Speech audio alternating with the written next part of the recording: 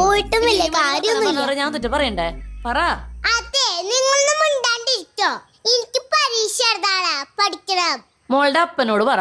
അപ്പൊ അമ്മയുടെ ഞാൻ കേട്ടല്ല. അത് പിന്നെ ഇല്ലാത്തത് പറഞ്ഞപ്പോ ഞാൻ തിരിച്ചു പറഞ്ഞതാ.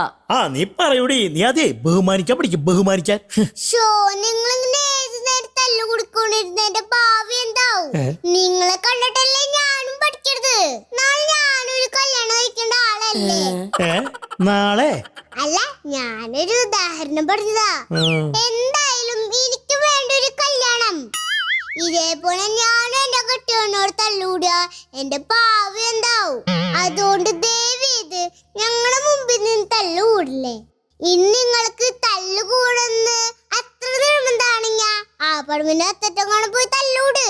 അപ്പാരും കേൾക്കും.